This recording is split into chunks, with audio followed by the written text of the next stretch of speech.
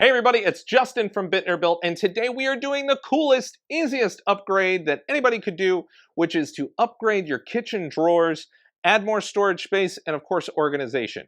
I challenged myself today to do this as the ultimate beginner's guide, so there's no power tools.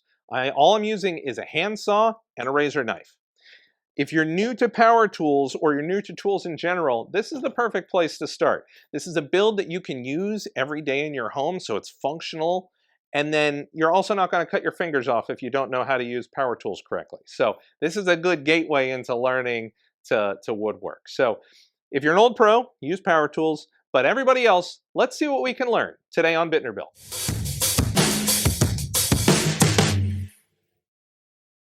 So today we're going to turn this into this.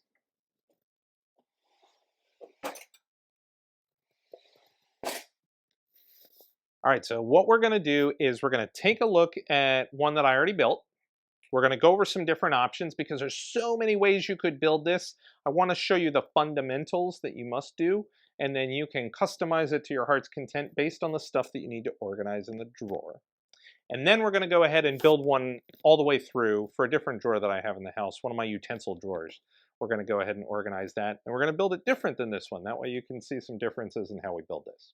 So the first and most important thing that you have to know is that in order for this tray to slide upon it, it needs something to slide upon. And so one option is to just put two pieces of wood on the right and left side of your drawer. Easy. You don't even have to screw them in. You don't have to glue them down. As long as you cut them exactly the correct length and it's snug when you put them in there, they, for the most part, will not move. So if I just have two pieces of wood in here, this tray will slide back and forth. No problems. If you're doing this, you're really not adding any sort of organization on the bottom, which that's okay. Maybe you have some bigger stuff. Maybe you put all of your cutting boards on the bottom, and then you have a tray on top that moves that you can have some other items on.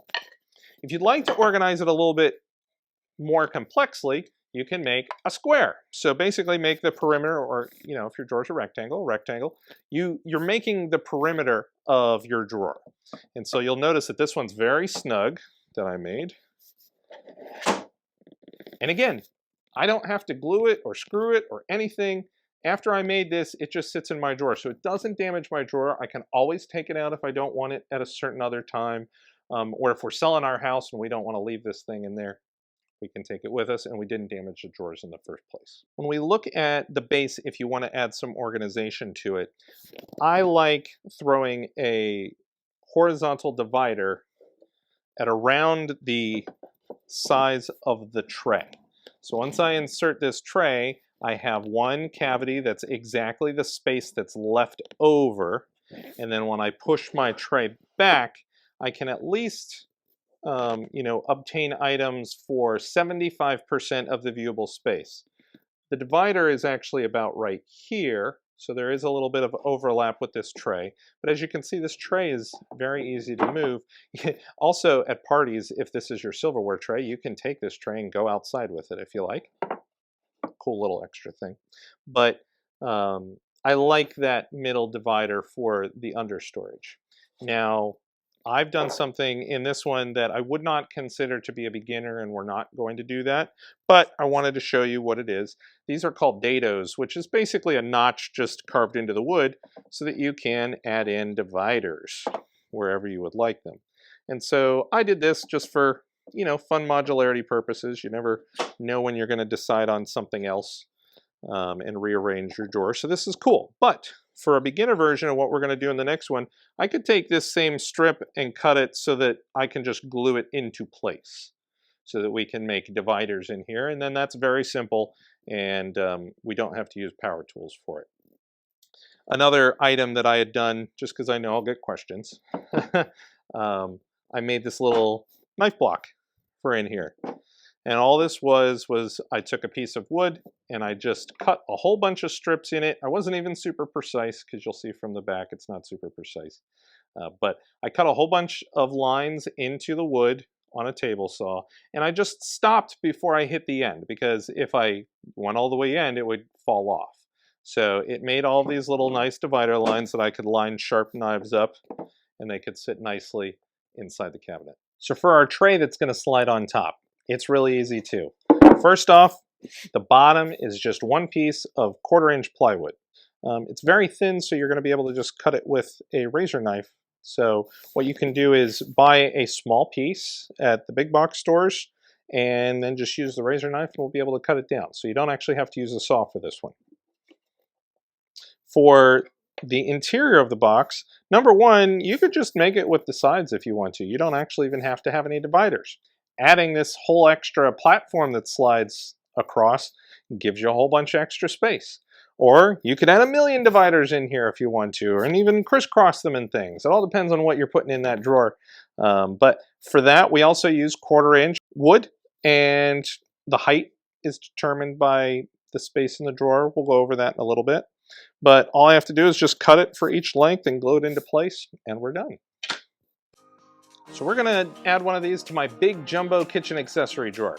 Step one, dump it out and clean it. Step two is audit what you have. Maybe all of this stuff shouldn't be in this drawer in the first place. When I looked through, we had 3 candy thermometers, and we only made candy once in like 10 years. So I think we can get rid of 2 of the 3 candy thermometers and be okay. Step 3 is to figure out how you're actually going to organize this. This dictates how you're going to build.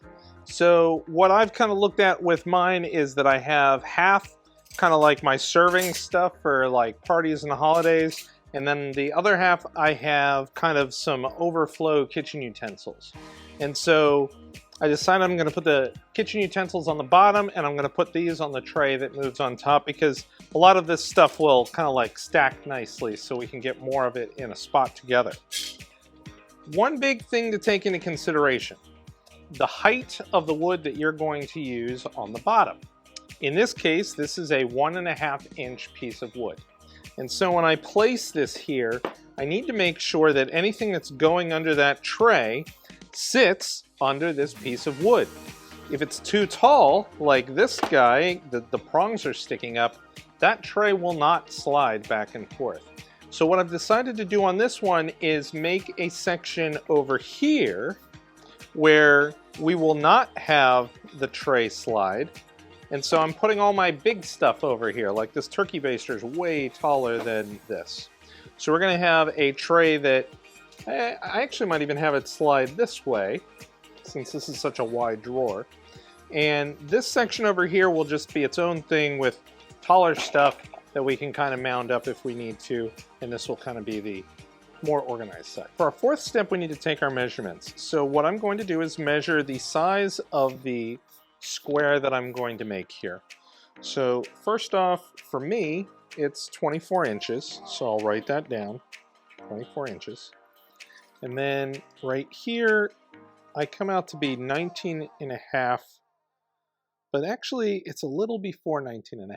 So the easy way that I write that down, when you don't really know the 16th scale using a tape measure, I write 19.5 minus 1 mark. And so that's a little just quick way for me to know, okay, go to 19.5 and then back off 1. Now that I have that measurement, it's time to cut these pieces of wood, and then without gluing or anything, we're going to put them in and see if they fit. Okay, so let's measure and cut our wood. I need 2 pieces for my build that are 24 inches. Yours might be a little bit different. So I'm going to go to 24 inches, and I'm going to make a mark. Now what I'll do is take my handsaw and this miter box. This miter box is pretty cool. This one is $20 at Lowe's, and it has these little clamps that'll hold your wood down for you when you're sawing. So that's nice. So I'm going to go ahead and put my piece of wood on here, and I'm going to line that little line up with the straight cut line on the saw here. Done. Now, I'm holding it with the saw right now. I'm going to move this little clamp closer and clamp it down so that the wood doesn't move on me while I am cutting. This clamp isn't necessary, but makes it easier. Great, so we insert it into the hole, we look at the line that we drew, and we just pull the saw back and forth as straight as possible.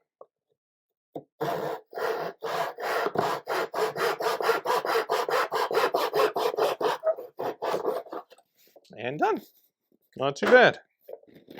I can't tell you the last time I used a pull saw. Here we go. Now, let's just take a tape measure to it and make sure I did it right. Mwah! 24 inches. Awesome.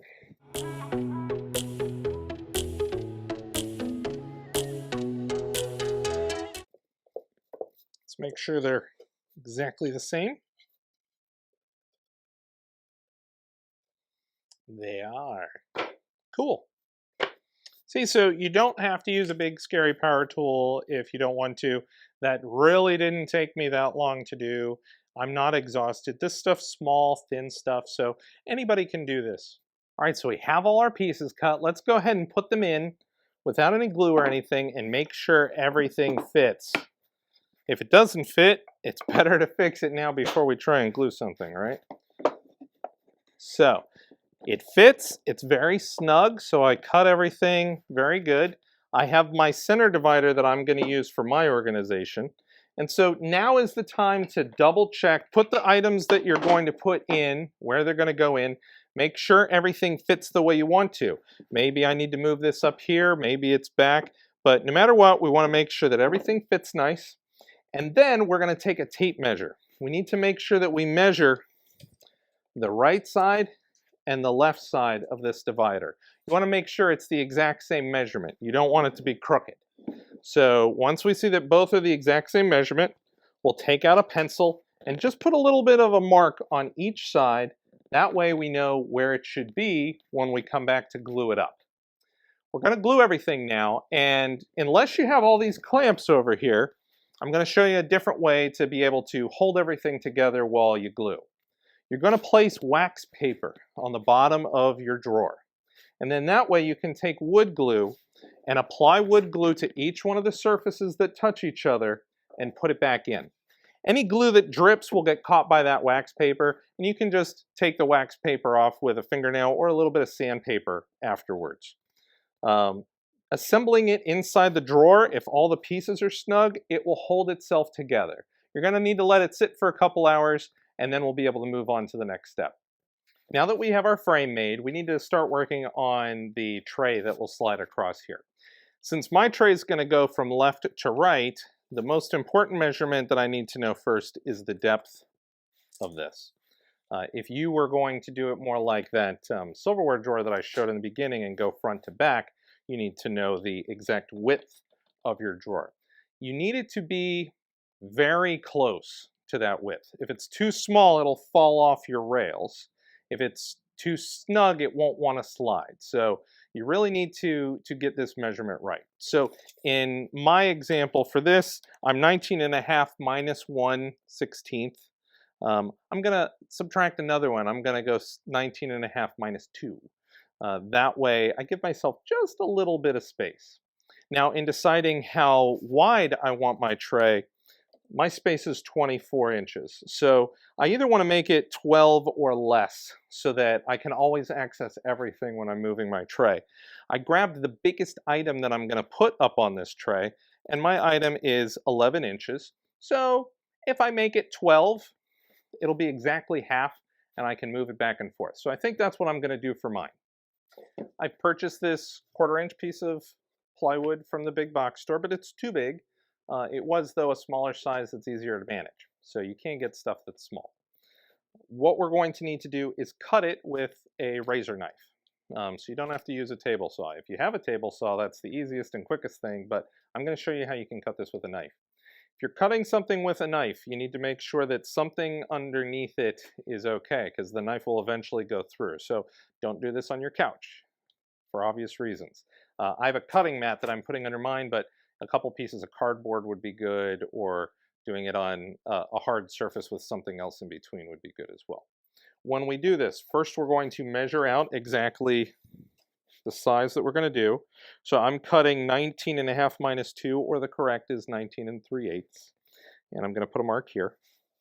Then I'm going to go to the top and do 19 3/8 again and put a mark. And then I'm going to take a ruler, preferably a metal one, but you know, any ruler will do. You just might cut the ruler if it's not metal with this razor knife because these are very sharp. Now the key with this first time, precision and gentle. You don't have to push hard. So I can score this super lightly. And that way I know that since I'm not pushing all over the place, the ruler doesn't want to move out of the way. Let's do a second one where we're doing it really light. And what you're doing when you do it really light is you're digging that initial groove that the razor is going to want to stay in after you do this. So now that you've done a couple light ones, you can press a little harder. You don't have to put all of your energy into it. Every single time you go through, it will cut some of the fibers. It might take me upwards of 10 times. This obviously is not as easy as just putting it through a saw. But, you know, hey, if you're not up for using power tools. Another big one. Be very careful. You could easily cut your finger if you were to slip. That's another reason why you're not going super hard with all your strength pushing down, because if that blade did move, you could seriously hurt yourself.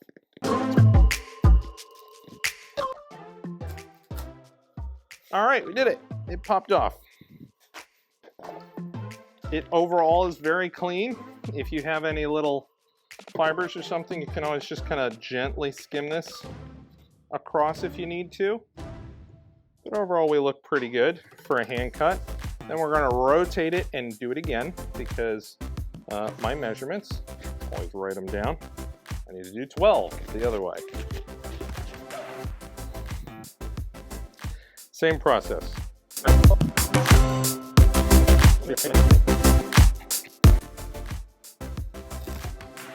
We have our base cut, and so let's put it in and make sure that it moves good. It does. It slides really smooth. It's not getting stuck.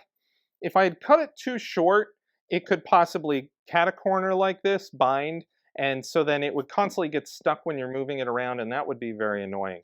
If you made it too long, it won't want to go in, or you're having to push it really hard. Go back and just cut a little sliver more off, just so you have this ease of movement. Now, it does extend into this other cavity that I don't want it to go into. So we have a few options.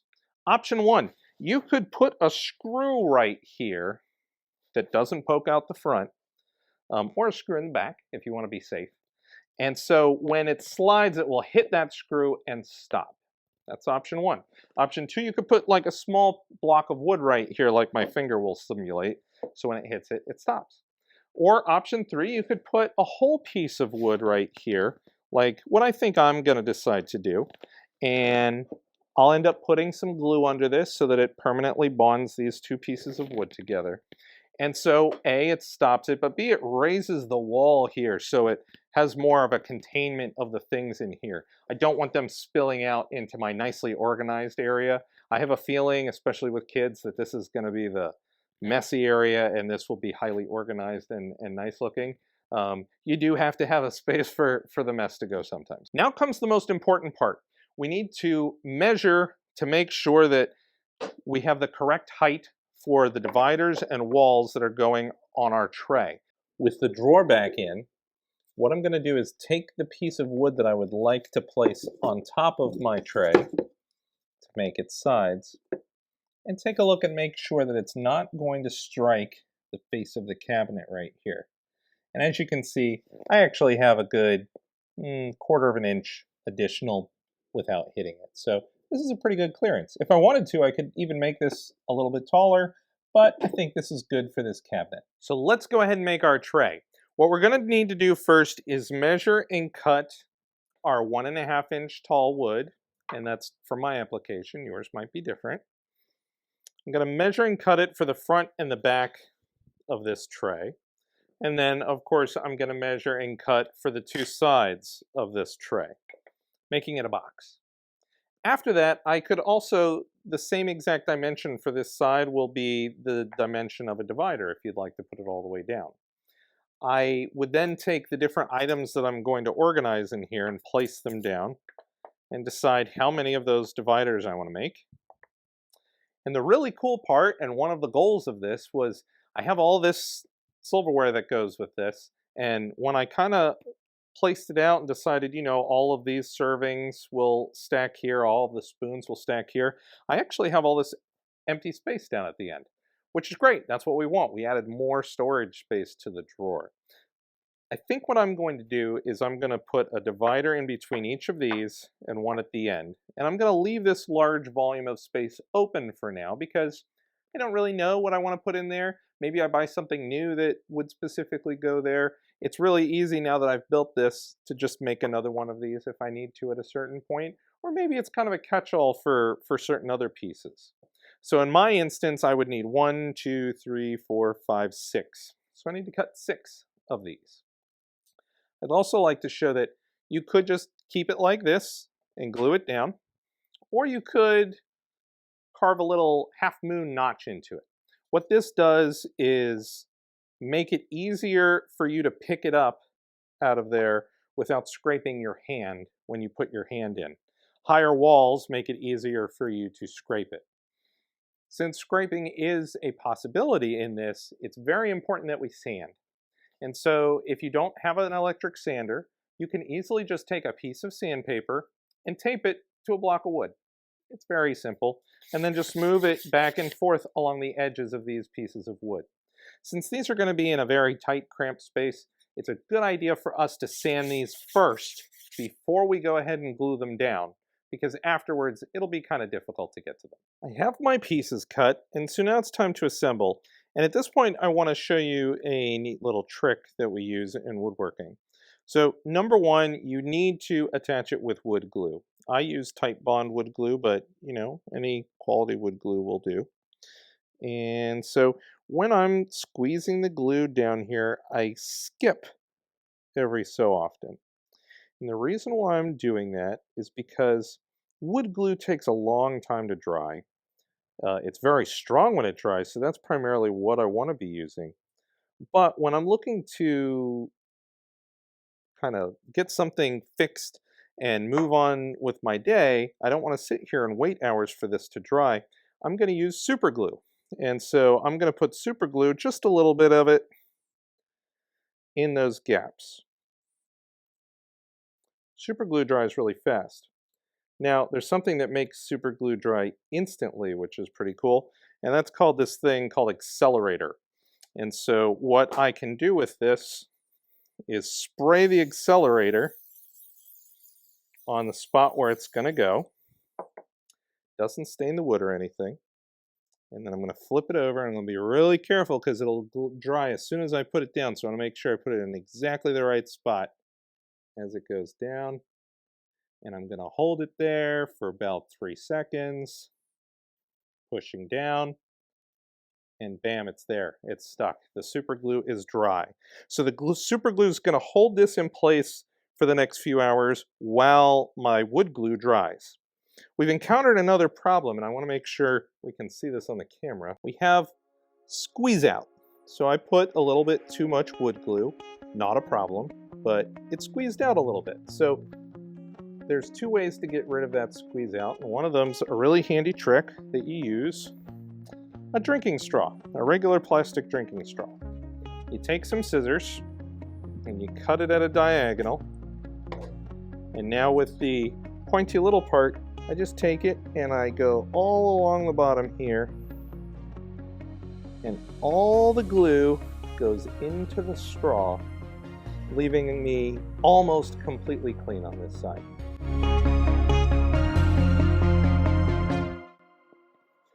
So we have all 4 sides done. Now it's time to put in the dividers. Success, my friends, we did it. We finished the tray, we finished the base. So now we only have 2 small steps left. You definitely want to sand down your tray. You want to sand down the sharp edges on your base. And you definitely want to seal it with something. Now, since this is around food, this is around your utensils that go with food, I'm choosing something that is a food-grade mineral oil. So all this is mineral oil and wax. And adding this to the product, what it will do is make it a little bit waterproof. Not fully, but it'll prevent it from, if beads of water hit it, staining or warping. It'll also help if you accidentally, since it's a drawer in the kitchen, maybe a food item drops in here, you'll be able to clean it up and it's not going to stain the wood horribly, hopefully. So all you do with this is you just wipe it on with a cloth, you leave it for a few hours, and you wipe it off again, and we're all finished. All right, it's time for the big reveal. Ta-da! Sweet. So now we have a very nicely organized drawer. In fact, we have so much extra space in this drawer now that there's lots of empty spaces in here. Everything that I took out of that drawer, I put back in, with the exception of a few things that I got rid of, because honestly, we had some stuff in here that we really didn't need anymore. It was junky, but we've really opened up this drawer. We've enabled us to put more things in it when we need to, and it's nice looking.